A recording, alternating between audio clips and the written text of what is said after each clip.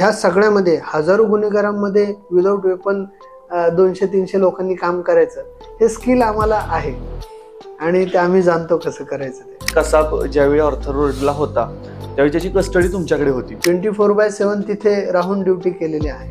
Bullet proof गाड्या वगैरे तरी आपण ऐकलं, जॅकेट ऐकलं. बॉम्ब प्रूफ सेल केला होता. टेररिस्ट आहेत, गँगस्टर्स आहेत, मोठमोठे सरहद गुन्हेगार आहेत, नामचीन गुन्हेगार आहेत, बॉम्बलास्ट मधले आहे. रबरी बॉल मध्ये भरायचं अवैध वस्तू, त्याला बॉलला पॅक करायचं, बाहेरून तटाच्या बाहेरून आतमध्ये फेकायचा. मी सांगतो शिकलेला प्रत्येक मुलगा वाया जाणार नाही, पण मूळ पहिलं आई वडिलांचं लक्ष पाहिजे. मुलगा काय करतोय, मुलगी काय करते, त्याची मित्रमंडळी कशी आहे. आजही तुम्ही कुठल्याही शहरात बघितलं रात्री 11 नंतर भंग भंग चालणाऱ्या गाड्या दिसतात. जन्मता कोणीही गुन्हेगार नसतो तर ब्रीद वाक्य झालेलं आहे. परिस्थिती गुन्हेगार बनतो. परिस्थिती गुन्हेगार कशी बनवेल. समाजामध्ये असा होता म्हणून आज ठेवला, आज देखील तेच करतो. आज बाप कमवतो, वाहन देतो, बाप हप्ते भरतो आणि हा पोरगा 3 मित्रांना बरोबर घेऊन 4-4 जण एका बाईकवर जातात. मग यांना सुधारण्याची संधी मिळते. कुटुंबापासून लांब आला, बायका मुलांपासून लांब गेला, आई वडिलांपासून लांब आला, तर ही लोक परत परत येणारी नसतात. त्याला एक विश्वास बसावा की कारागृह जरी असलं तरी सुद्धा इथं माझं वाईट काय होणार नाही. गुन्हेगार जरी असला तरी माणूस म्हणून पहिला जो अधिकार आहे तर त्याचं जीवन हे खूप महत्वाचं आहे की त्याला राहण्यासाठी जागा फ्री आहे, झोपण्यासाठी बिछाणा फ्री आहे, मनोरंजनासाठी टीव्ही, कॅरम, चेस, लुडो ह्या सगळ्या गोष्टी फ्री आहेत.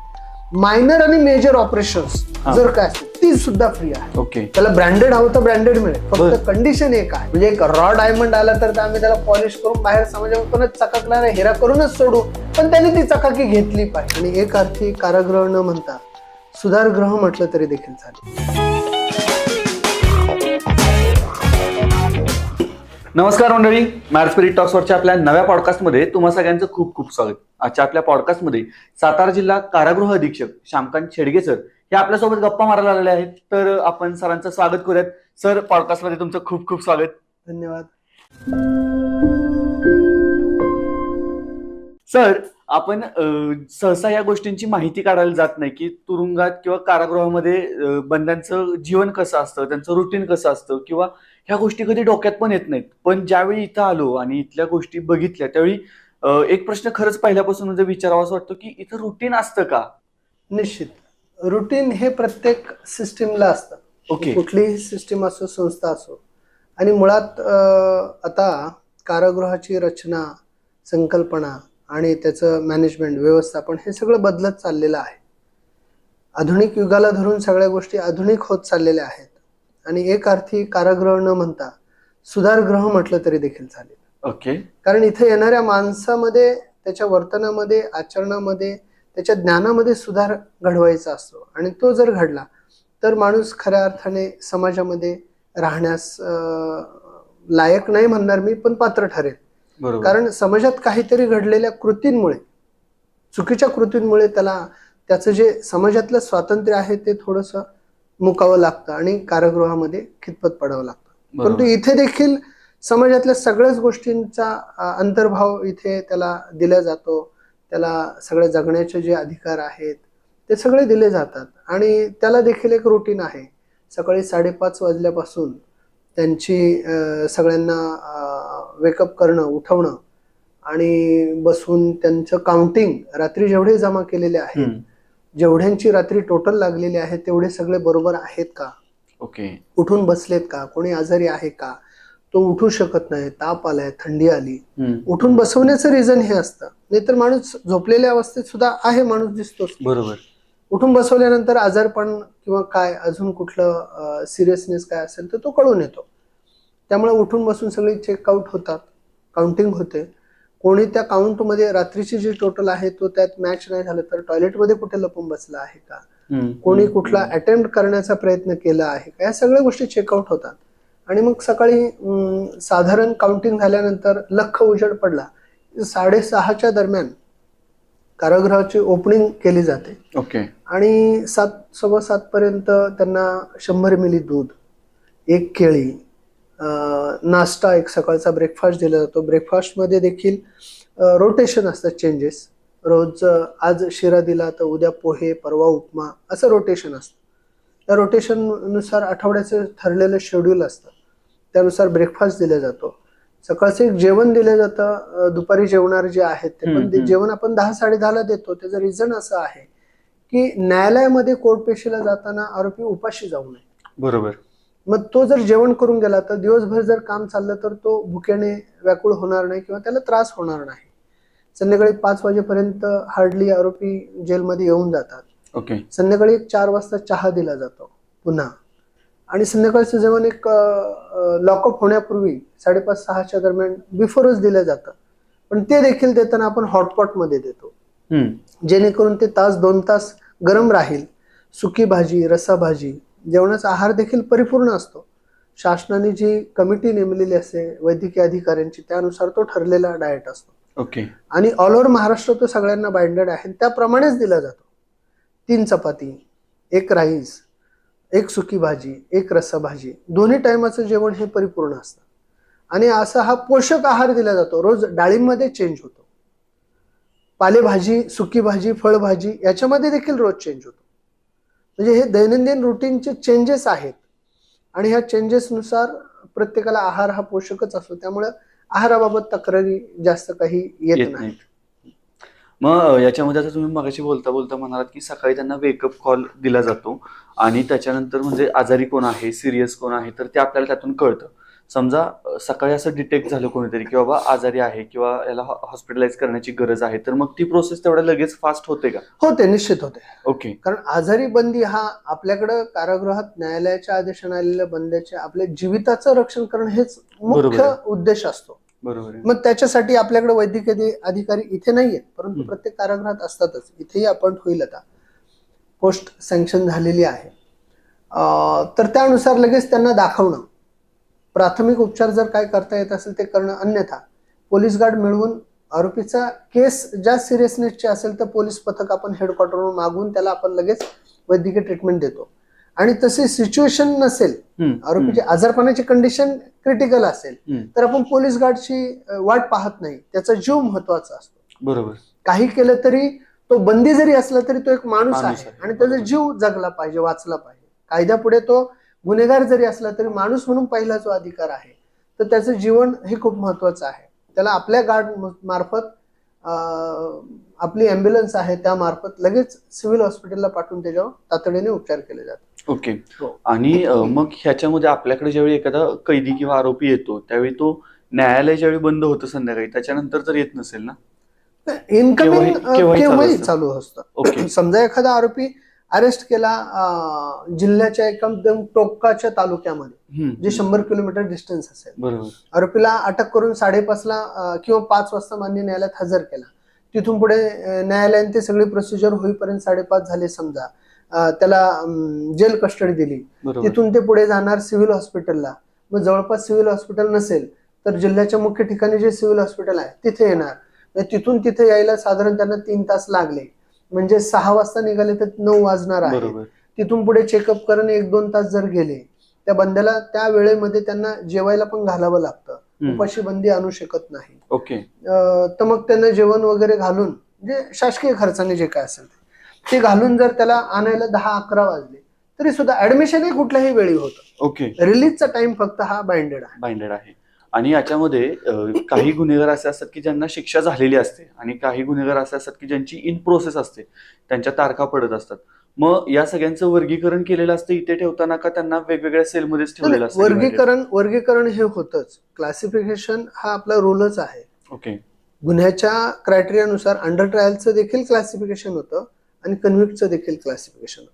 आणि मग ते वेगवेगळे असतात. सराईत आरोपींचं वेगळ्या पद्धतीने क्लासिफिकेशन, त्यांना वेगळ्या सेलमध्ये ठेवलं जातं.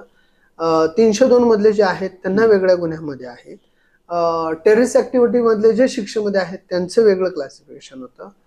परत नोटोरियस 420 असतील किंवा ओल्ड एज असतील शिक्षेमधले, यांचं देखील वेगळ्या पद्धतीने क्लासिफिकेशन होतं.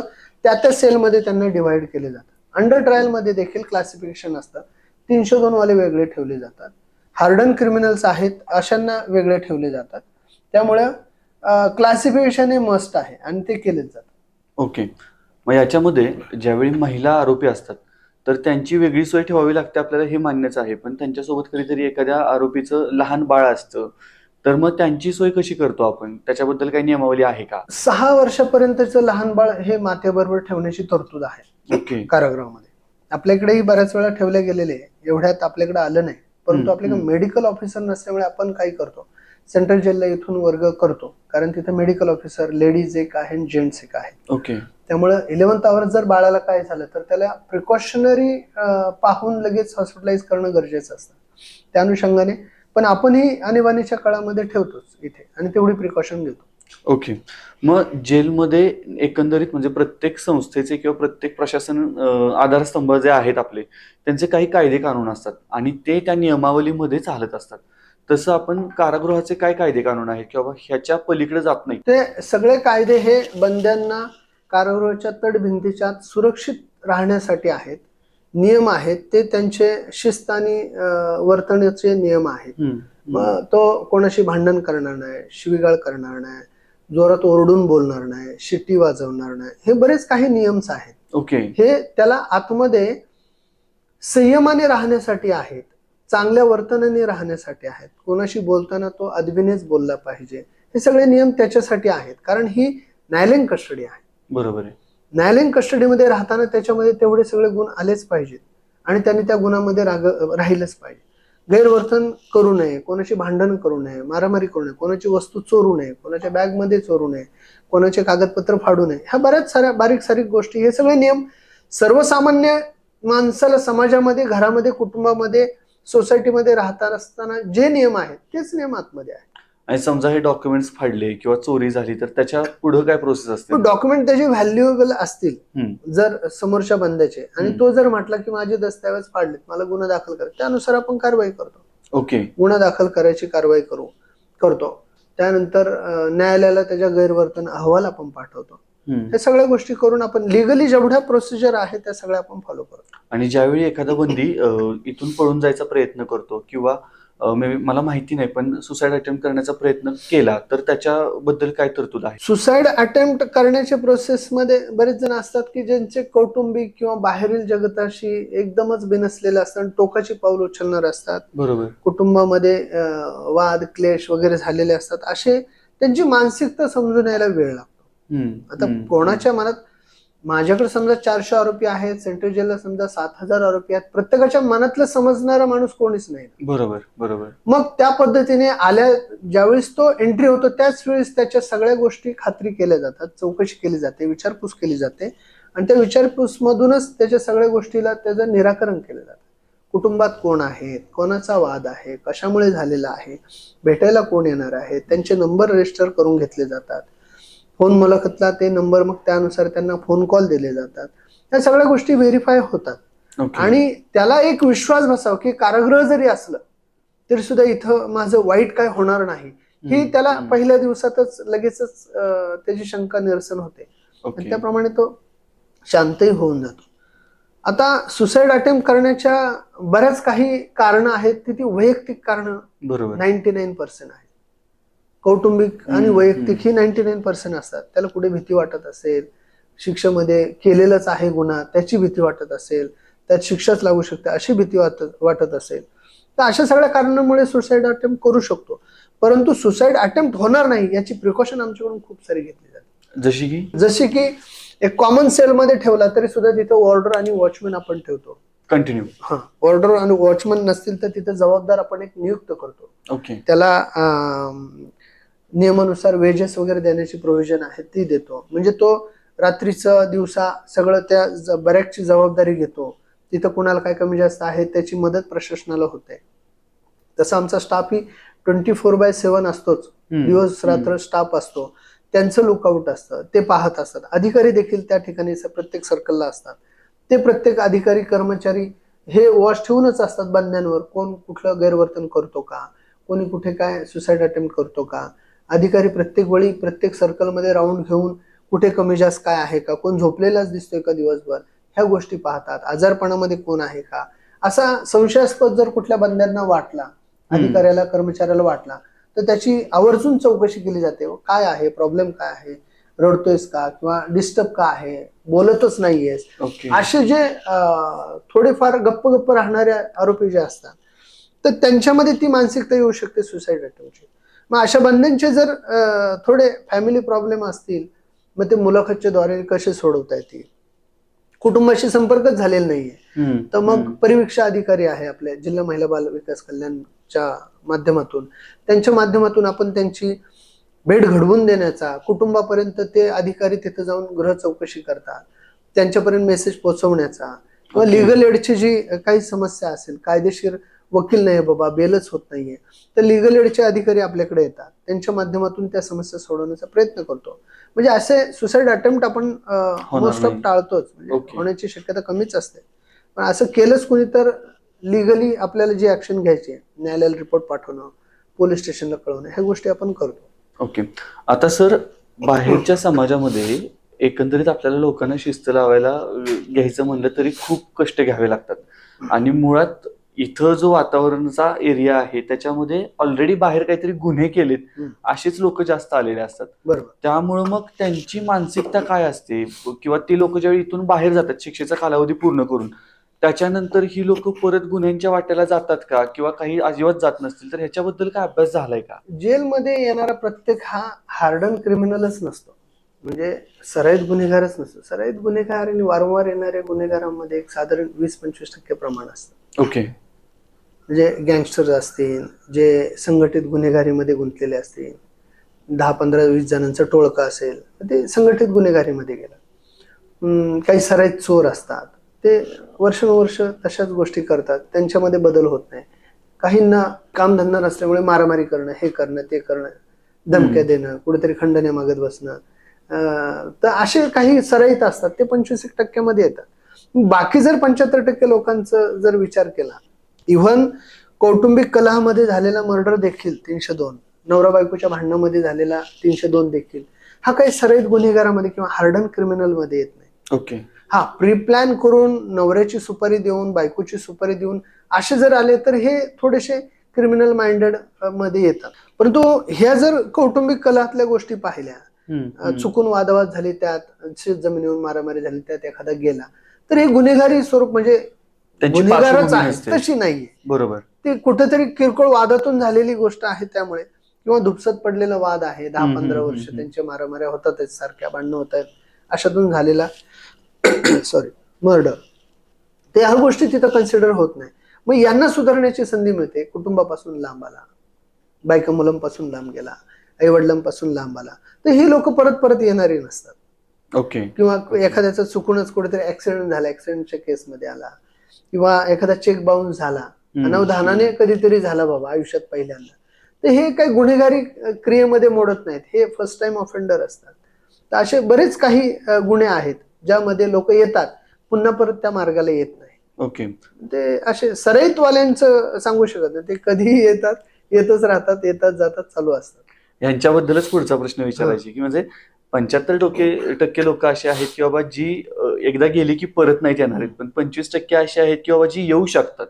मग ती इथे असल्यानंतर, आपल्या कस्टडीमध्ये असल्यानंतर त्याच्यासाठी आपण काय काळजी घेतो? काळजी हे घेतो की तसे नटोरियस जे आहेत त्यांचे वारंवार तशाच लोकांशी संपर्क येणार नाही. ओके. त्यांचं डिवायडेशन, ते एकत्र एका स्वरूपाचे जे आरोपी आहेत त्यांना वेगवेगळ्या सर्कलला, वेगवेगळ्या सेलमध्ये ठेवणं, त्यांना वारंवार त्यांच्यावर अधिकाऱ्यांची, तिथल्या कर्मचाऱ्याची वचक ठेवणं, कुठल्या गोष्टीमध्ये किंवा कुठल्या अवैध कृत्यामध्ये आज जर सापडला तर न्यायालयाला तसा रिपोर्ट करणं.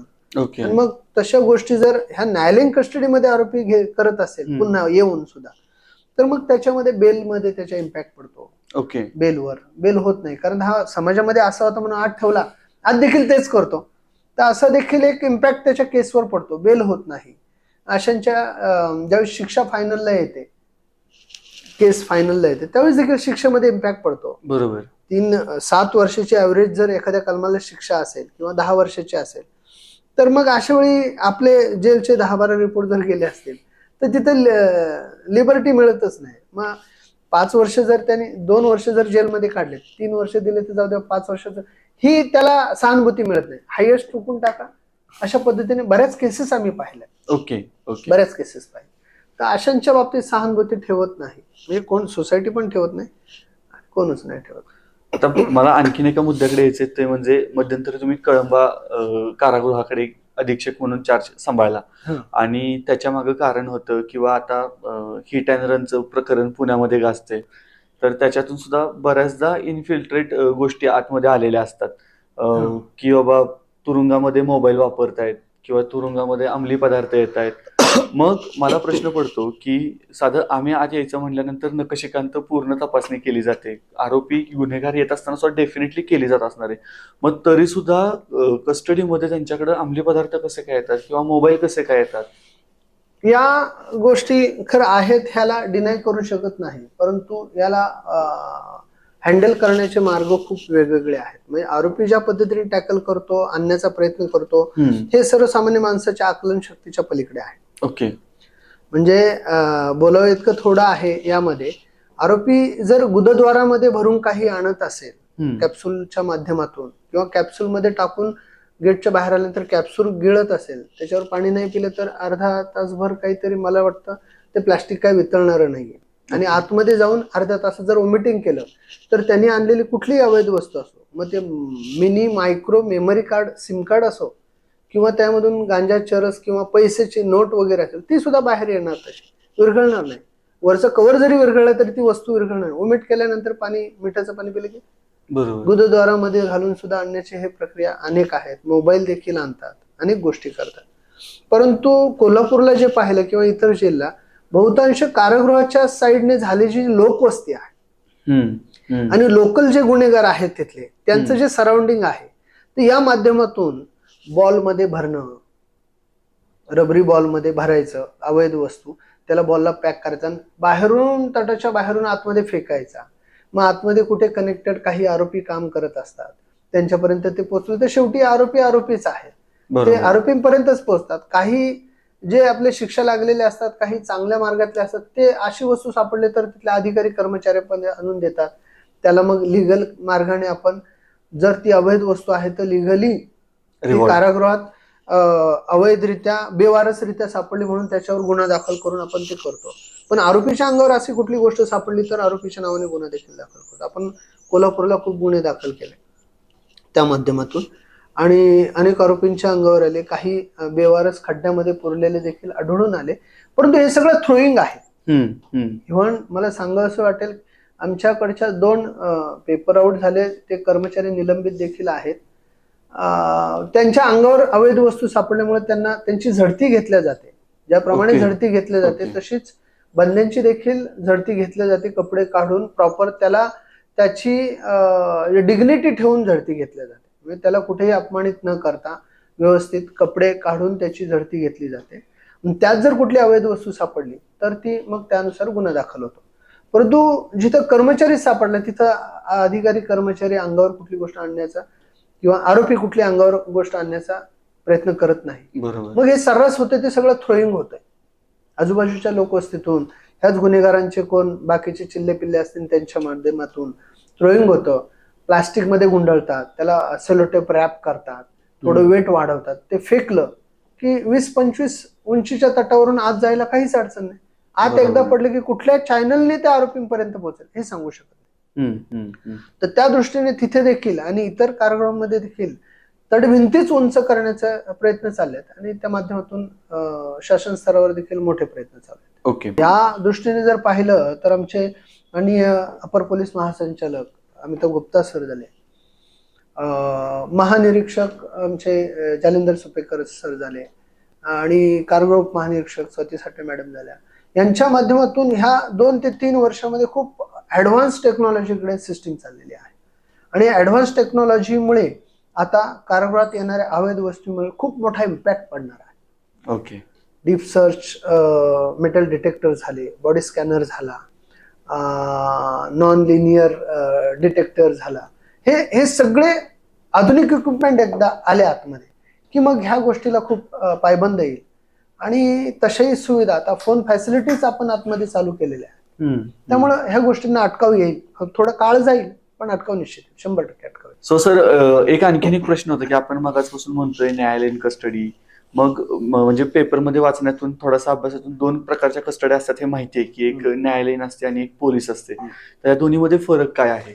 फरक म्हणजे पोलीस कस्टडी म्हणजे त्या घडलेल्या गुन्ह्याचा तपास करणं जे बाकी असतं हम्म.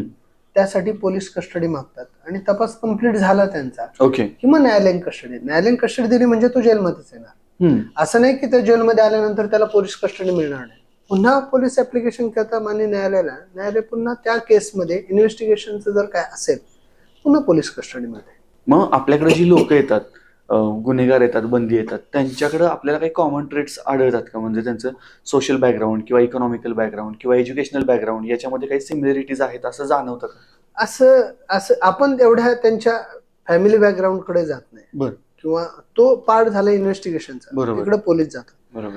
त्याच्या गुन्ह्याची पार्श्वभूमी पाहून किंबहुना त्याची थोडी बाबा काय काम धंदा करत होता बाहेर, किंवा लोकॅलिटी कुठे राहतो, किंवा समाजामध्ये तुझं एज्युकेशन काय आहे, या गोष्टीला धरूनच आपण त्याला आतमध्ये त्या पद्धतीने ट्रीट करतो. किंवा एखादं काम द्यायचं असेल, शिक्षावाला असेल, बाहेर तो जर एखाद्या कंपनीमध्ये कामाला असेल, लेथ मशीनवर असेल, किंवा अजून शेती करणारा असेल, शेतकरी असेल, तर त्याला त्या पद्धतीने कारागृहाच्या शेतीमध्ये आपण काम देतो. ओके. म्हणजे आज आपण इथे मागच्या 1 वर्षामध्ये स्ट्रॉबेरी, गोल्डन बेरी, ब्रोकोली आणि पर्पल कॅबेज अशी जी चांगली पिकं घेतली विदाऊट शेड नेट, ती याच पद्धतीने की शेतीमधलं ज्यांना काही ज्ञान होतं थोडंफार, तर त्यांना मग इथे आपण त्या पद्धतीने कृषी विभागाच्या सहाय्याने एक कॅम्प ऑर्गनाईज करून 15 दिवसाचा त्यांना ते ट्रेनिंग दिलं. ओके. खताचं प्रमाण कसं, ब्लिचिंग पेपर कसा वापरावा स्ट्रॉबेरीसाठी, मग तो वापरल्यानंतर त्याचा फायदा काय, तर त्या ब्लिचिंग पेपरच्या खाली येणारं कुठलं बाकी पीक येत नाही आणि सगळं पोषक तत्व ह्याला मिळतं.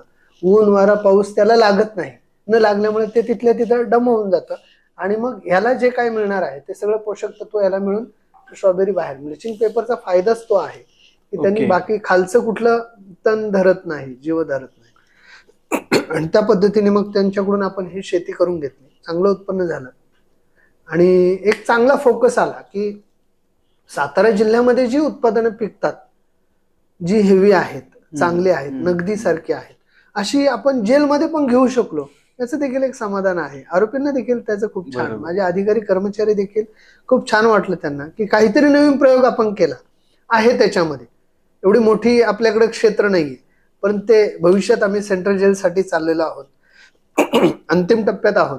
सेंट्रल जेल जर झालं तर साधारण 30 एकर आपल्याला जमीन कसायला मिळेल. त्यामुळं त्या जमिनीमध्ये वेगवेगळी पिकं जी इथं घेतली त्यापेक्षा अजून चांगली सुपीक पिकं आपण तिथं घेऊन एक चांगला प्रयोग तिथे करणार आहोत. आणि याचा मोबदला कायद्यानं दिला जातो ना, त्याच्या वेजेसच्या मानामध्ये. वेजेसचं प्रमाण देखील त्यांचं ठरलेलं आहे. कुशल, अर्धकुशल, अकुशल अशा प्रमाणे त्यांना पगार दिला जातो. म्हणजे पूर्वी कमी होते रेट, आता माननीय एडीजी साहेबांनी त्यामध्ये खूप चांगले रिफॉर्म्स आणलेले आहेत. तर अकुशल माणसाला 53 रुपये रोज, अर्धकुशल माणसाला 67 रुपये रोज आणि कुशल माणसाला बंद्याला 74 रुपये रोज. आता रोज हे आपल्या दृष्टीने वाटेल कमी, रोज कमी मिळतोय असा, म्हणजे 7-21 2200 वगैरेच पगार मिळेल. पण थोडं दुसऱ्या गोष्टीचा विचार करा की त्याला राहण्यासाठी जागा फ्री आहे, झोपण्यासाठी बिछाणा फ्री आहे, मनोरंजनासाठी टीव्ही, कॅरम, चेस, लुडो ह्या सगळ्या गोष्टी फ्री आहेत. मायनर आणि मेजर ऑपरेशन्स जर काय असतील ती सुद्धा फ्री आहे. तो आपल्या कस्टडीमध्ये असताना काय झालं तर ते फ्री सगळं. Okay. Minor and major all operations are free for every prisoner. Okay. जर तो कस्टडीमध्ये आहे ती संपूर्ण शासनाची जबाबदारी आहे. त्यामुळं ह्या सगळ्या बेसिक गोष्टी धरता त्या आहेत. आणि तो पूर्वी तर 40, 45, 51 रुपयेच होता, आता एवढा वाढलेला आहे, 20-20 रुपयांनी वाढलेला आहे. आणि चांगले डेव्हलपमेंट चांगले आहे. इन बिटवीन बंद्यांना स्वतःवर खर्च करण्याचं देखील पूर्वी 2500, 5000, 4000, 6000, 7000 इथपर्यंतच होता. दर महिना स्वतःवर खर्च करतील एवढं. ती मुदत देखील माननीय एडीजी साहेबांनी आता वाढवून 10,000 केलेली आहे. ओके. म्हणजे त्याला आतमध्ये जर काय आतल्या कॅन्टीन माध्यमातून जर त्याला काय घ्यायचं असेल, फ्रूट असतील, अजून बाकीच्या वस्तू, डेली नीड्सच्या ज्या वस्तू आहेत, म्हणजे टूथपेस्ट पासून चप्पल कपड्यांपर्यंत सगळ्या गोष्टी आपल्या कॅन्टीन मध्ये उपलब्ध करून दिल्या जातात प्रत्येकाला. ओके. त्याला ब्रँडेड हवं तर ब्रँडेड मिळेल, फक्त कंडिशन एक आहे 10,000 रुपयापर्यंत एका महिन्याला तो स्वतःवर खर्च करू शकतो. मग त्याच्यामध्ये ब्रँडेड अनब्रँडेड काही त्याला हवं असेल ते कपडे, वस्त्र, सगळ्या गोष्टी मिळू शकतात. याच्यामध्ये आपल्या जीवनाचा म्हणजे काही जणांच्या जीवनाचा रेग्युलरचा पार्ट असते ती म्हणजे तंबाखू, ती सुद्धा मिळते का? ती पण आहे, आपल्या नियमात आहे आणि Okay. तो एक नीड आहे. इट्स नॉट व्यसन. हॅबिट किंवा व्यसन नाहीये, ते गरज आहे. ती शेतकरी माणूस झाला, सर्वसामान्य माणसाची आता ती गरज झालेली आहे. तिला व्यसन असं काय मोठं की त्यांनी माणूस व्हायबल होईल त्या व्यसनाने आणि दुसऱ्याचा घात करेल असं व्यसन नाहीये. ओके. आणि आता 10,000 रुपये त्याला खर्च करण्याची हे आहे, जास्तीत जास्त लिमिट आहे. पण तो कमवतोय, रोज काम केलं तरी 2200-2300 रुपये. तर मग ते मनी ऑर्डर वगैरे घेऊ शकतात का?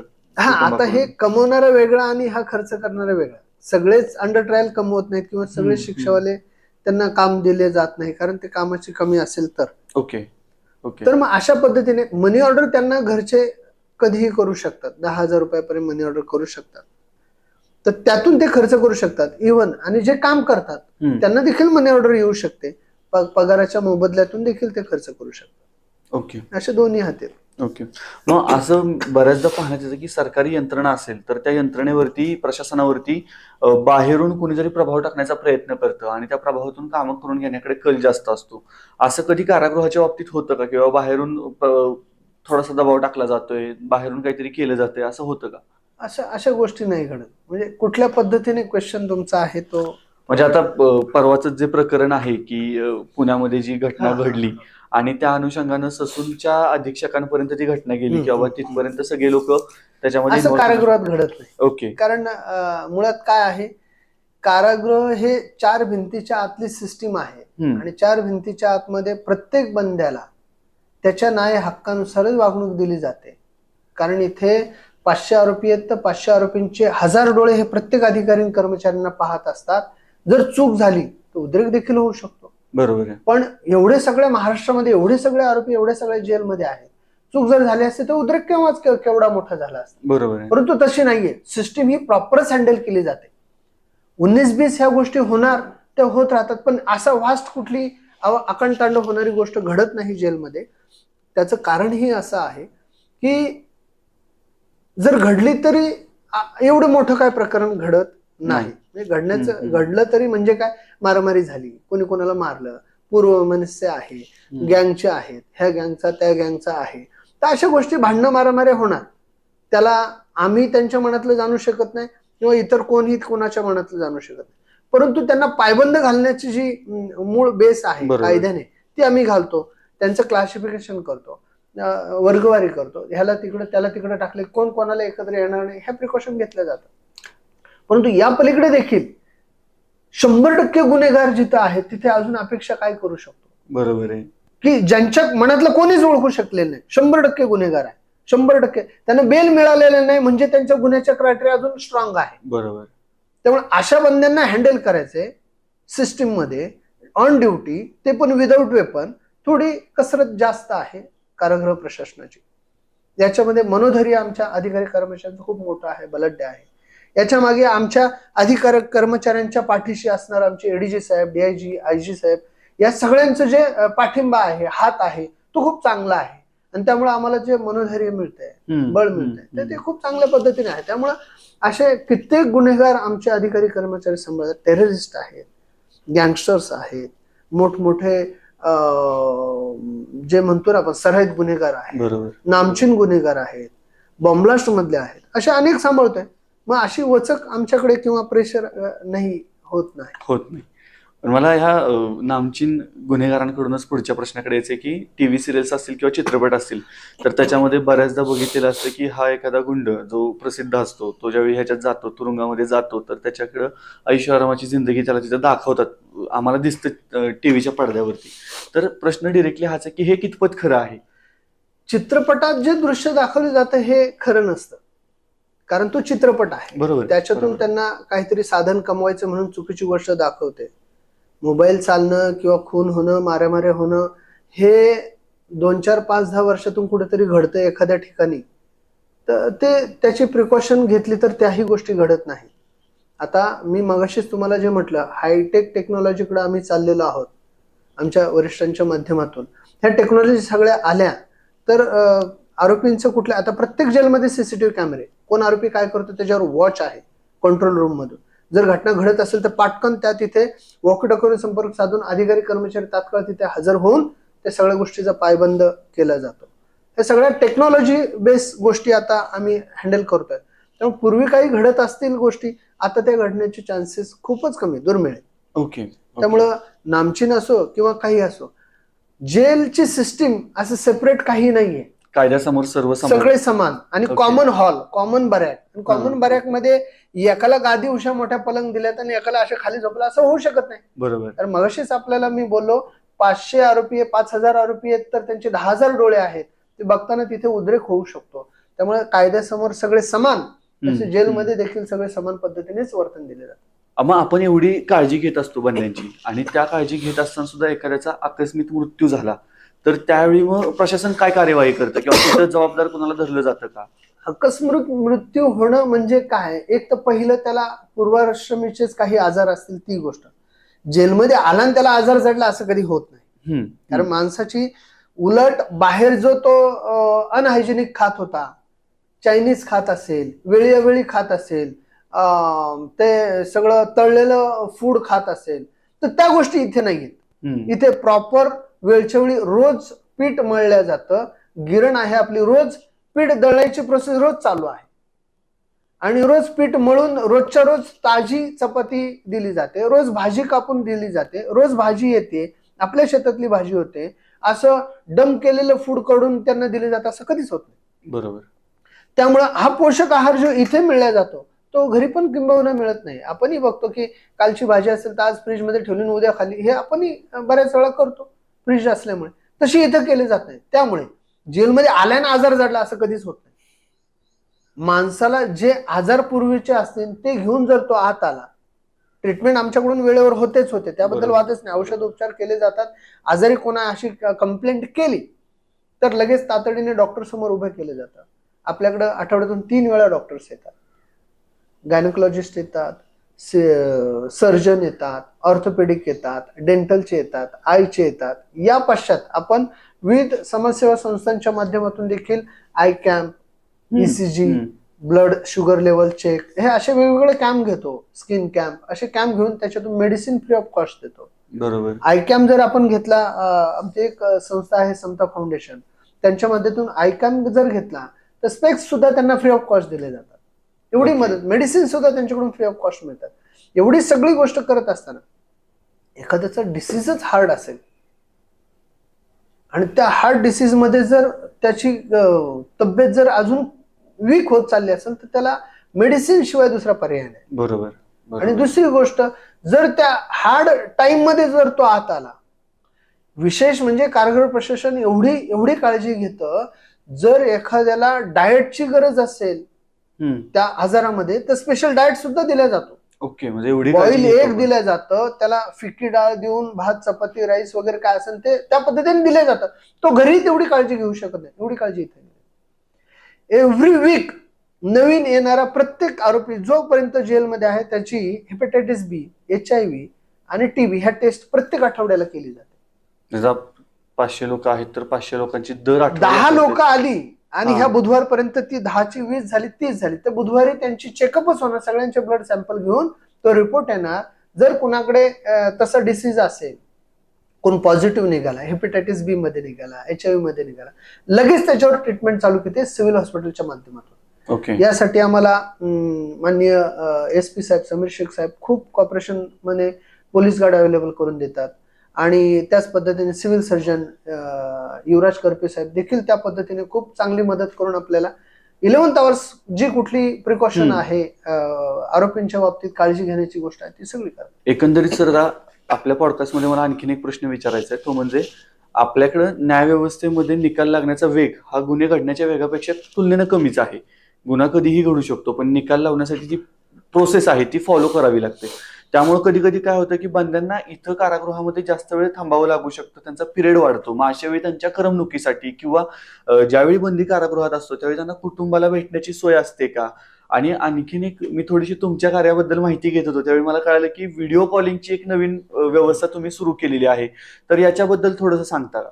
व्हिडिओ कॉलिंग फॅसिलिटी आपल्या प्रिझन्स नावाचं एक सॉफ्टवेअर आहे, प्रिझन्स, त्या सॉफ्टवेअरच्या माध्यमातूनच व्हिडिओ कॉलिंग फॅसिलिटी आहे. आज आपले दिल्लीचा एक आरोपी आहे, MP चा एक आरोपी आहे, बिहारचा आरोपी आहे, परत सातारा जिल्ह्यातले काही आरोपी, महाराष्ट्रातले काही आरोपी हे सगळे व्हिडिओ कॉलिंग फॅसिलिटीची सुविधा घेतात.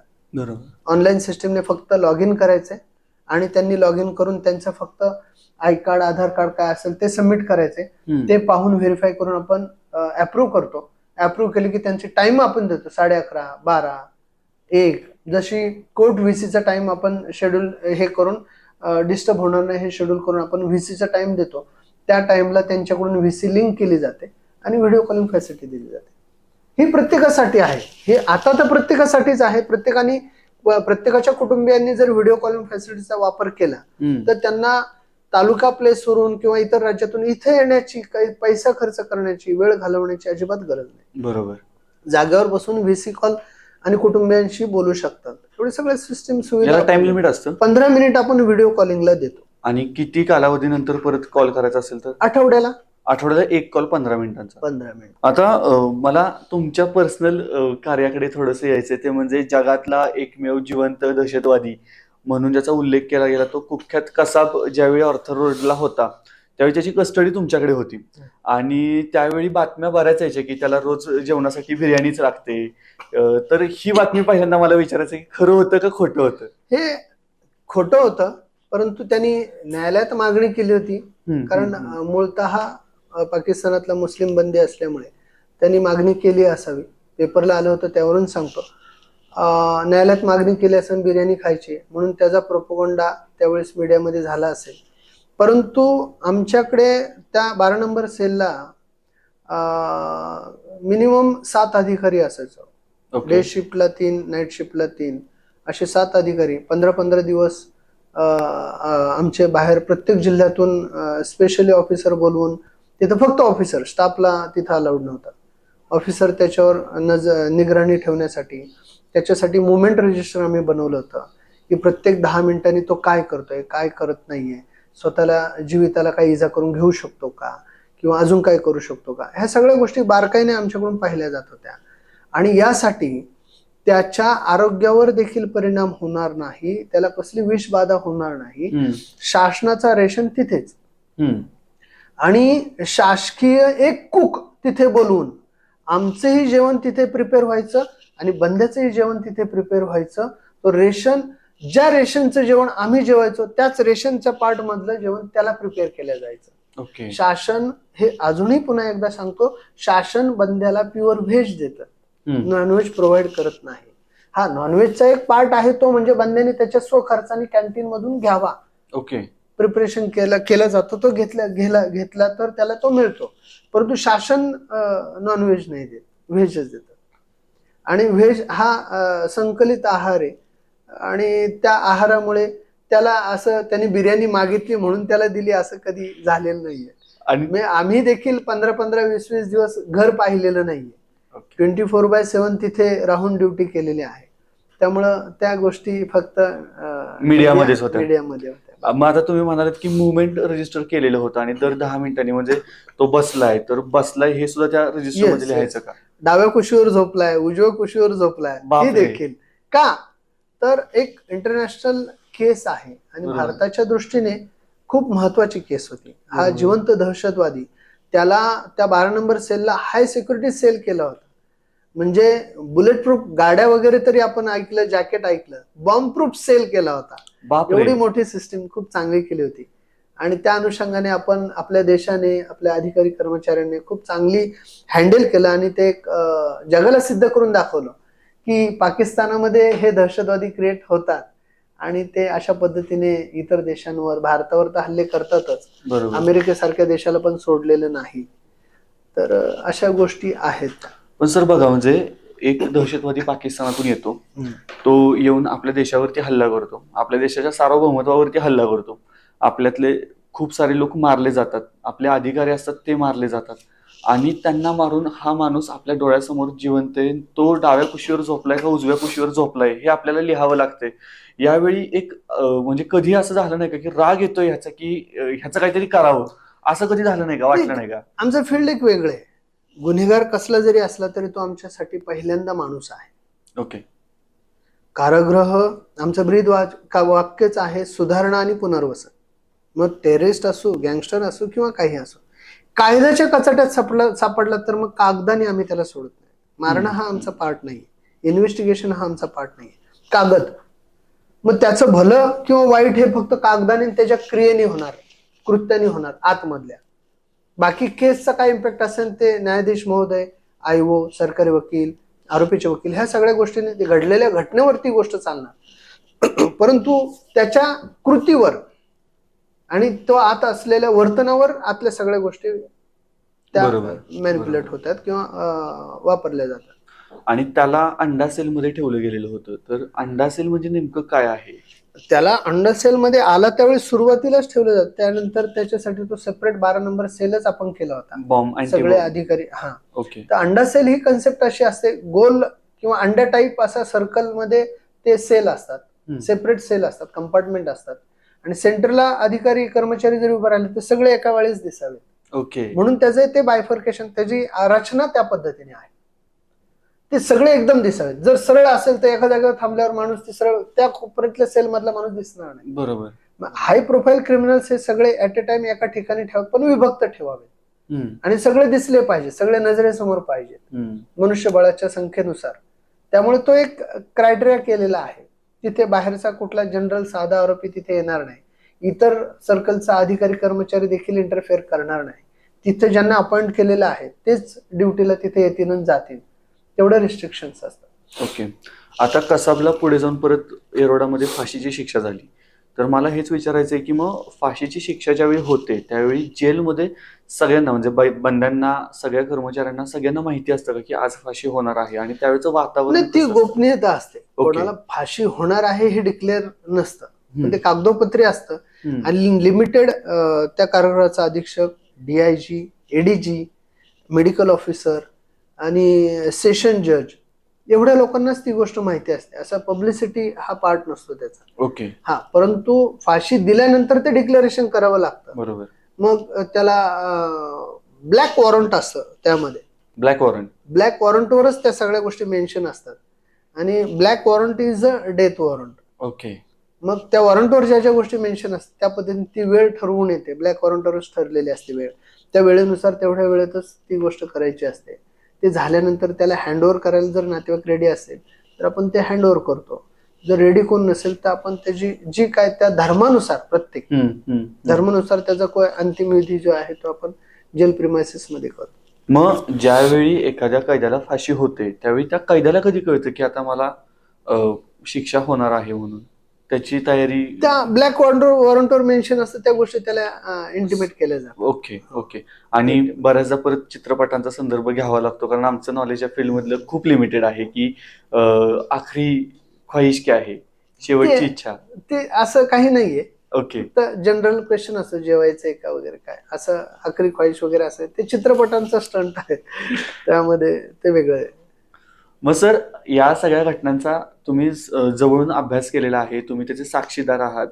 मग मला तुम्हाला आणखीन एक पर्सनल प्रश्न विचारायचा आहे की असं वाटतं का की बाबा काही गोष्टी आहेत ज्यांच्यामध्ये जर आपण सुधारणा केली तर कदाचित घडणाऱ्या गुन्ह्यांचं प्रमाण हे कमी होऊ शकेल, असे काही सजेशन तुम्ही देऊ शकता का? निश्चितपणे गुन्हेगार ज्या ठिकाणी तयार होतात किंवा शेवटी मुलंच आहेत, बरोबर, वाह्यात नको त्या गोष्टीला वाया जातात किंवा वाम मार्गाला जातात.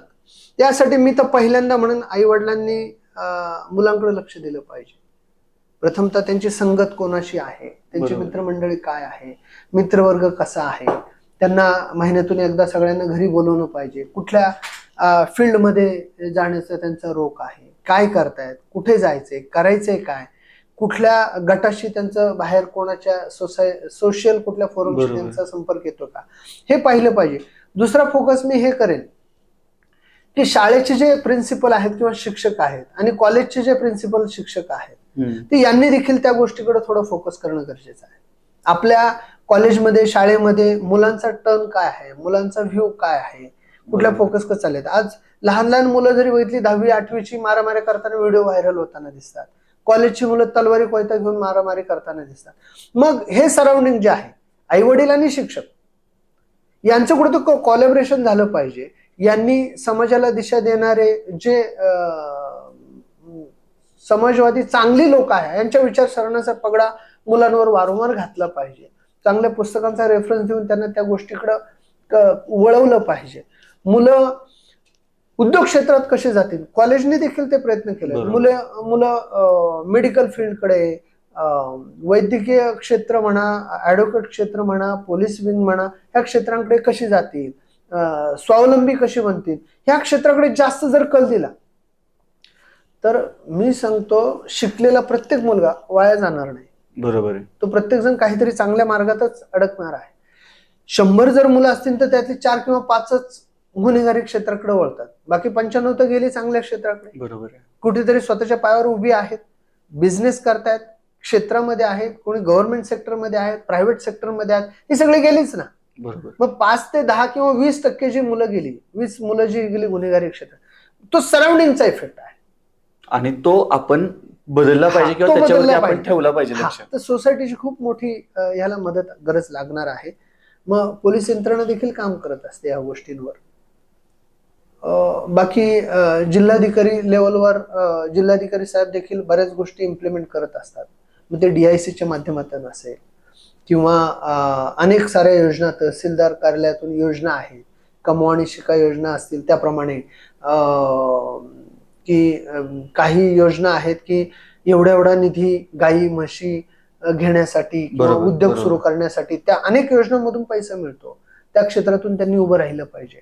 म्हणजे गव्हर्नमेंटचा प्रत्येक सेक्टर युवकांना काहीतरी करण्याची संधी निर्माण करण्यासाठी, उद्योजक बनवण्यासाठी उभी आहे, धडपड करतोय. मिटकॉनच्या माध्यमातून बरेच उद्योग सुरू करू शकतात. छोटे मोठे कोर्स आहेत, RCTच्या माध्यमातून बरेच छोटे छोटे कोर्सेस आहेत, 2-3 महिन्याचे 6 महिन्याचे. त्याच्यातून स्वतःच्या उद्योगाला व्यवसायाला उभं करू शकतो किंवा स्वतः एखाद्या कंपनीमध्ये सलूनचा कोर्स घेतला, फोटोग्राफीचा कोर्स घेतला, मोबाईल रिपेअरिंगचा कोर्स घेतला, एखाद्या शॉपमध्ये कामाला लागू शकतो किंवा स्वतःचं दुकान करू शकतो. हे प्रत्येक छोटे छोटे उद्योग जरी केले, स्वावलंबन जरी झाला, तो विचार जरी केला, तरी ह्या गुन्हेगारी वृत्ती असणाऱ्या गटाकडे न वळता कमवणाऱ्या, उद्योजक बनणाऱ्या किंवा चांगल्या क्षेत्रात नोकरी करणाऱ्या गटाकडे जरी वळाले तरी सुद्धा गुन्हेगार खूप कमी होते. गुन्हेगार व्हायची गरजच नाही पडणार. पण मूळ पहिलं आईवडिलांचं लक्ष पाहिजे, मुलगा काय करतोय, मुलगी काय करते, कुठल्या क्षेत्राकडे वळायचा कल आहे, त्याची मित्रमंडळी कशी आहे. बरोबर. जन्मता कोणी गुन्हेगार नसतो हे तर ब्रीद वाक्य झालेलं आहे. मग परिस्थिती गुन्हेगार बनते. परिस्थिती गुन्हेगार कशी बनवेल? कारण मागे एकदा एक आर्टिकल वाचलं होतं, आई वडील दगड फोडणारे, वडार समाजाचे दगड फोडून गुजराण करतात, जगतात, आणि तो मुलगा अभ्यास करून चिकाटीने कलेक्टर होतो. बरोबर. त्याचा एक डोळा गेलेला असतो तरी सुद्धा तो कलेक्टर बनतो. म्हणजे जर गरिबीत असताना, एवढं दारिद्र्याखाली असताना देखील त्याला शिकण्याची कल आहे, तो जर कलेक्टर बनू शकतो, अधिकारी बनू शकतो, तर ह्या सर्वसामान्य जे गुन्हेगारी क्षेत्रामध्ये लोक आहेत त्यांची सर्वसामान्य मुलं ही लिमिटेड क्षेत्रातच आहेत, वेगळी नाहीत काय. ऍव्हरेज कमवून जगू शकतात अशा क्षेत्रात आहेत. मग ते शिकू शकणार नाहीत का? चांगले अधिकारी बनू शकणार नाहीत का? कल बदलतोय, व्ह्यू बदलतोय. मोबाईल आणि गाडी या सगळ्या आज समाजात घडणाऱ्या गोष्टी, त्या 2च गोष्टीमुळे जास्त वाह्यात मुलांचा कल चाललेला आहे. मोबाईल आणि वाहन, 4 चाकी असो नाही तर दुचाकी असो. आजही तुम्ही कुठल्याही शहरात बघितलं, रात्री 11 नंतर भंग भंग चालणाऱ्या गाड्या दिसतात, 2 व्हीलर. म्हणजे ह्यांनी कुठून स्वतः कमवून आणले का? नाही, दिल्या कुणी? पालकांनी. आज बाप कमवतो, वाहन देतो, बाप हप्ते भरतो, आणि हा पोरगा 3 मित्रांना बरोबर घेऊन 4-4 जण एका बाईकवर जातात. म्हणजे कंट्रोल नाहीये, कोणाचं नाहीये. कुठल्या वेळेत तू कुठे चालला, ही वेळ आहे का बरोबर बाहेर जाण्याची? मी म्हणत नाही की 7च्या आत घरात, अजिबात नाही. 10 वाजता काय आहे ना, पण ते रुटीन मध्ये असलं पाहिजे. बरोबर. शिस्तीमध्ये असलं पाहिजे, आई वडिलांच्या धाकामध्ये असला पाहिजे. मित्रमंडळी ठीक आहे, आठवड्यातून महिन्यातून 1-2 वेळा ठीक आहे. 10 महिन्यातून 20 वेळा मित्रमंडळी रोजच कसं? मी तुला एवढा पॉकेट मनी देतोय का? मग अजून पॉकेट मनी देणारे कोण आहेत? बरोबर. आज समाजाला जी व्यसनाची कीड लागलेली आहे, मग ते दारू असेल, चरस असेल, गांजा असेल, तंबाखू, बिडी, सिगरेट, गर्द, अफीम, यामध्ये 2 कीड ज्या व्यसनाच्या लागल्या ते म्हणजे मोबाईल आणि वाहन. जी घटना पुण्यामध्ये झाली ती ही दोन्ही गोष्टी तिथंच आल्या. बरोबर. त्या 2 गोष्टींनी किती आयुष्य लोकांचं बदललं आणि काय बदलून गेलं. त्यामुळे पालकांनी ह्या सगळ्यावर अंकुश ठेवणं अत्यंत गरजेचं आहे. ज्या संस्थांमध्ये मुलं शिकतात त्या संस्थेने देखील फक्त आली मुलं शिकवा निघून जा हे न करता त्या मुलांच्या भवितव्याचा, त्यांच्या सराउंडिंगचा अभ्यास करून देखील वेगवेगळ्या मार्गाने मुलांना, आपल्या कॉलेजचा मुलगा चांगल्या गोष्टीत चमकला पाहिजे. अनेक कॉलेजची मुलं माझ्याकडे कारागृहात आरोपी म्हणून येत, मग चमकला नाही, चांगल्या गोष्टींनी नाही चमकला. म्हणजे सराउंडिंगचा अभ्यास पालकांनी जसं करतो तसं गुरुजनांनी देखील केला पाहिजे. की सराउंडिंग जर चुकलं तर किंबहुना माझा हा फर्स्ट सेकंड थर्ड मध्ये येणारा मुलगा आज गुन्हेगारीत गेलाय, म्हणजे थोडस सराउंडिंग चुकलं त्यावेळेस लक्ष देणं गरजेचं आहे. बरोबर. आता किंबहुना त्यांचा रोलही नसेल मला काय करायचंय म्हणून, परंतु तरी देखील एक समाजाची जबाबदारी, आपल्या कॉलेजची संस्थेची जबाबदारी, आणि आपण शिक्षक आहे आणि तो आपला विद्यार्थी आहे म्हणून ती जबाबदारी घेऊन तरी काहीतरी करणं गरजेचं आहे. आम्ही देखील एक संस्था सांभाळतो, एक शिक्षक म्हणून पालक म्हणूनच सांभाळतो, दोन्ही रोल करतो आम्ही. शिक्षक म्हणून पण करतो, पालक म्हणून पण करतो. शिक्षक म्हणून चांगली शिकवण देतो, चांगले गुण शिकवतो. पालक म्हणून रोज सकाळ संध्याकाळ जेवला बसला उठला औषध पाणी हे आहे का त्याही गोष्टी पाहतो. प्रत्येक गोष्टीला गरीब असो श्रीमंत असो प्रत्येकाला समान न्यायामध्ये कसं ठेवता येईल हेच आम्ही पाहतो. सर, बंदी आपल्याकडे येतात, गुन्हेगार म्हणून असतात, काही जण अंडर ट्रायल असतात. मग जे गुन्हेगार म्हणून येतात त्यांच्यावरती शिक्षा लागलेली असते, त्यांना परत पुनर्वसन त्यांचं समाजात व्यवस्थित व्हावं, ज्यावेळी त्यांची शिक्षेची कालावधी संपेल त्याच्यानंतर परत त्यांचं पुनर्वसन व्यवस्थित व्हावं, यासाठी आपण काय प्रयत्न करतो? पुनर्वसनासाठी मुळात कारागृहात आलेल्या बंद्याला काम कसं देता येईल. कारागृहामध्ये आपल्या सेंट्रल जेलमध्ये खूप सारे उद्योग आहेत. येरवडा, कोल्हापूर, नाशिक, अमरावती, नागपूर, ठाणे असे अनेक सेंट्रल जेल आहेत. त्या सेंट्रल जेलमध्ये छोट्या मोठ्या इंडस्ट्रीज आहेत. आज मिंडा कंपनी बरोबर आपलं ॲग्रीमेंट आहे, MOU आहे. तर त्याच्यामध्ये आपण त्या कंपनीचं बोलेरोचं इंजिन असेंबल होऊ शकतं होतं. ओके. हा, म्हणजे इंजिन म्हणजे ते वायरिंग वगैरे सगळं प्लांट आहे. अनेक स्मॉल इंडस्ट्रीज आहेत त्यांच्याबरोबर ॲग्रीमेंट झालेलं आहे. म्हणजे लेदर पासून शूज चप्पल बनवणं ह्या देखील आतमध्ये काम चालू आहे. धाग्यापासून कापड बनवणं, कापडापासून ड्रेस बनवणं ह्या सगळ्या गोष्टी आतमध्ये चालू आहेत. इव्हन कोल्हापूर जेलचा जरी दाखला घेतला तरी महालक्ष्मीला प्रसाद जो आहे लाडू तो देखील आपल्या कोल्हापूर जेलमध्ये बंदी बनवतात, महिला आणि पुरुष बंदी ते बनवतात. रोजचे लाडू तिथं जातात, रोजचा टर्नओव्हर खूप चांगला आहे, इन्कम चांगला आहे. या महिला बंद्यांना पुरुष बंद्यांना देखील एक आत्मिक समाधान आहे. गुन्हा घडला पण आज भगवंताची सेवा करायला मिळते, त्या चांगल्या विचारामध्ये एक चांगलं लुकआउट आहे. आतमध्ये बेकरी आहे, बेकरीमधून पाव, खारी, बटर हे आपले ठाणा जेल झालं, Nagpur jail, Yerawada jail, Kolhapur jail सगळ्या जेलमध्ये बेकरी आहे. मग ह्या सगळ्या गोष्टी शिकले. शेती आहे, खूप मोठ्या प्रमाणातली शेती आहे, गांडूळ खत निर्मिती प्रकल्प आहेत, शेतीला लागणारे सगळे प्रकल्प आहेत. तर हे सगळे जर गोष्टी बघितल्या यातून त्या बंद्याला ट्रेन केलं जातं, ट्रेनिंग देऊन त्याला परफेक्ट केलं जातं. 5-10 वर्ष राहिला तर तो फुलफिल होतो, त्याला त्याप्रमाणे पे स्केल दिला जातो, शिक्षेतून माफी दिली जाते. ओके. मुदतपूर्व सुटकेची त्याला बेनिफिट मिळतं. ह्या सगळ्या गोष्टी मिळाल्यानंतर पगार बिगार तो स्वतः घरी आई वडिलांना बायका मुलांना मनी ऑर्डर करू शकतो. शिक्षण म्हटलं तर पुढचं भावी शिक्षण तो आतमध्ये घेऊ शकतो. ह्या सगळ्या गोष्टी बंद्यांसाठी पुनर्वसनासाठीच आहेत. म्हणजे कोल्हापूर जेलमध्ये मी 2010-11 होतो तर संत तुकाराम महाराजांवर PhD करणारा एक बंदी होता आमच्याकडे. बर. त्यांनी PhD पण केली, थिसिस पण सबमिट केला, ऐकलं मी. पण असे देखील आहेत एज्युकेशन पूर्ण होणारे. नाशिक जेलमध्ये एक बंदी आमचा मुंबईवरून गेला होता, त्यांनी LLB पूर्ण केली आणि तो आता मुंबई हायकोर्टात प्रॅक्टिस करतोय. म्हणजे पुनर्वसनाच्या सगळ्या गोष्टी आपण प्रिपेअर करतोच, त्यातून त्यांना उद्योग देतो. लोहार फॅक्टरी आहे, सुतार फॅक्टरी आहे. आज ही चेअर सुद्धा कोल्हापूर जेलला बनलेली आहे. टेबल हे चेअर सगळ्या जेलमध्ये बनले प्युअर सागाच्या. म्हणजे हे सगळं त्यांना उपजीविका बाहेर गेल्यानंतर उभं करण्यासाठीच आहे. बरोबर. स्वतःचं पुनर्वसन करण्यासाठीच ते उभे राहू शकतात. आणि या सगळ्या माध्यमातून त्यांना सुधारणा आणि पुनर्वसनाचं परिपूर्ण आपण करतो. फक्त अंडर ट्रायल बंधनासाठी आम्हाला करता येत नाही, कारण तो एक शॉर्ट टर्म मध्ये आज बेल होतोय का उद्या होतोय आम्हाला माहित नाही. बरोबर. शॉर्ट टर्म साठी असल्यामुळे त्याच्यावर देखील माननीय ADG साहेब, IG साहेब, DIG मॅडम यांच्याकडून खूप चांगल्या पद्धतीने काम चालू आहे. शॉर्ट स्केल इंडस्ट्रीज ज्या आहेत, स्मॉल स्केल इंडस्ट्रीज ज्या आहेत, तर स्मॉल इंडस्ट्रीज कशा जेलमध्ये येते, साधा पेन बनवायची इंडस्ट्री असेल हम्म. तर त्याला एक छोटं मशीनच लागणार आहे. बरोबर. त्याच्यामध्ये इंक चं एक असेल, रिफिलचं एक असेल आणि पेन एक असेल. रिफिल भरली की आलं की झालं की पेन तयार, एक आउटपुट एवढं निघेल बाहेर. त्यासाठी लागणार रॉ मटेरियल म्हणजे हे फायबर किंवा प्लास्टिक असेल. तर अशा स्मॉल इंडस्ट्रीज आतमध्ये आणल्यानंतर तशा आरोपींना त्यातून चांगला मार्ग मिळू शकतो.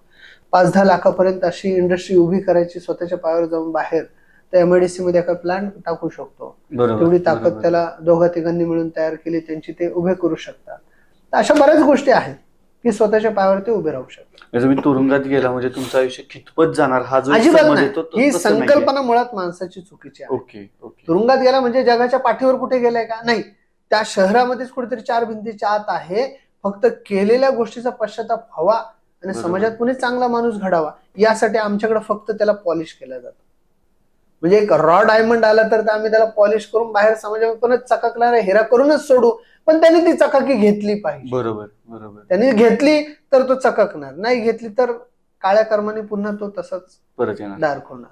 आता मला खरंच शेवटचा प्रश्न विचारायचा तो म्हणजे वेगवेगळ्या पार्श्वभूमीचे वेगवेगळे गुन्हेगार येतात, त्यांनी वेगवेगळे गुन्हे केलेले असतात आणि एवढं सगळं म्हणजे वेगवेगळ्या पार्श्वभूमीची लोक असताना सुद्धा तुम्ही म्हणा किंवा मी आतापर्यंत जेवढ्या तुमच्या सहकार्यांना भेटलो आतमध्ये येताना, तुमच्या वागण्यात बोलण्यात चेहऱ्यावरती कुठलाही स्ट्रेस दिसत नाही. म्हणजे जे चाललंय ते छान चाललंय, तुम्ही समाधानी दिसता.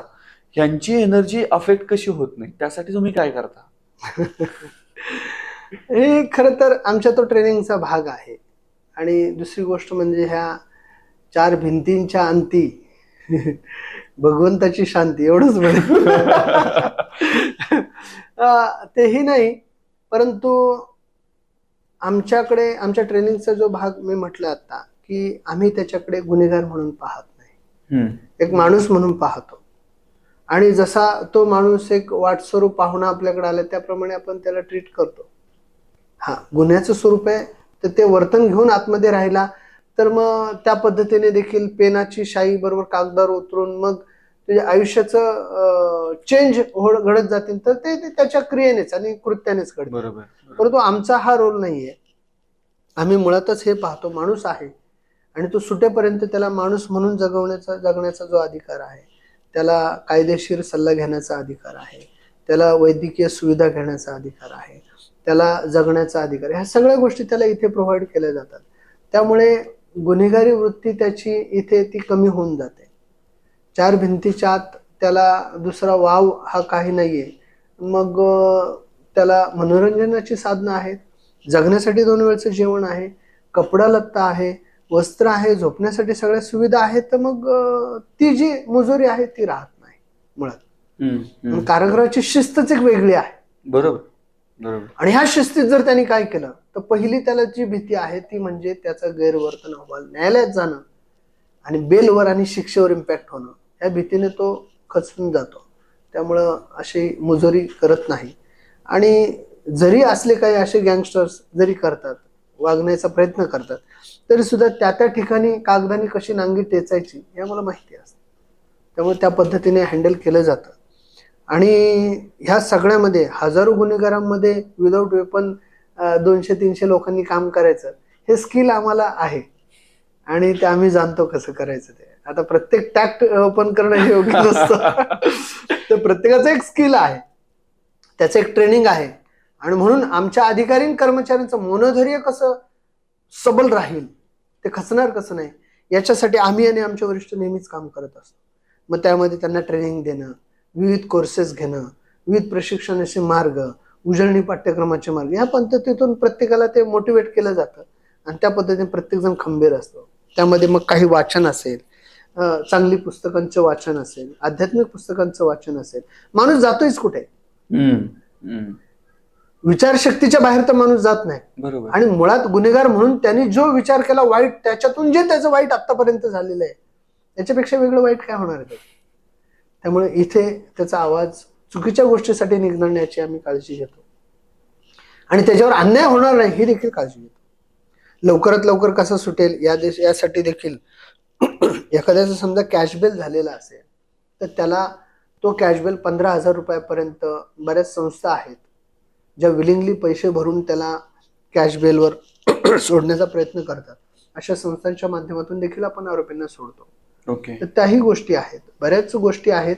दिवस रात्र मुळात आरोपीच्या डोक्यात आत आल्यानंतर जी संकल्पना आहे गुन्हेगाराची ती कमी होते, कारण इथे कोणापेक्षा कमी नाहीये. बरोबर. मग त्या वचकमध्ये पहिला तो असतो आणि कायद्याचा जो धाक आहे, शिस्त जी आहे ही मोडल्यानंतर त्याला तो वेगळा कागदाचा जो धाक आहे ती भीती पण असते. त्यामुळं आरोपी इथे त्या गोष्टी करत नाही, अवैध कृती करण्याचे मार्ग कमी असतात. आणि आमचं मनोबल तर ते आहे, एवढ्यांमध्ये सरळ उभं राहायचं म्हणल्यानंतर निंबळट होऊन चालणारच नाही. अंगी 10 तीचच बळ पाहिजे. बळ पाहिजेच आणि ते ठेवूनच आहोत. चालेल सर, आय गेस या पॉडकास्ट मध्ये इथे थांबायची वेळ आलेली आहे, पण तुम्ही वेळात वेळ काढून खूप चांगली माहिती आम्हाला दिलीत आणि त्या अनुषंगाने चर्चा झाली. आम्हाला इथलं लाईफ कसं असतं ते थोडंसं कळालं. यासाठी तुमचे खरंच खूप खूप आभार. थँक्यू.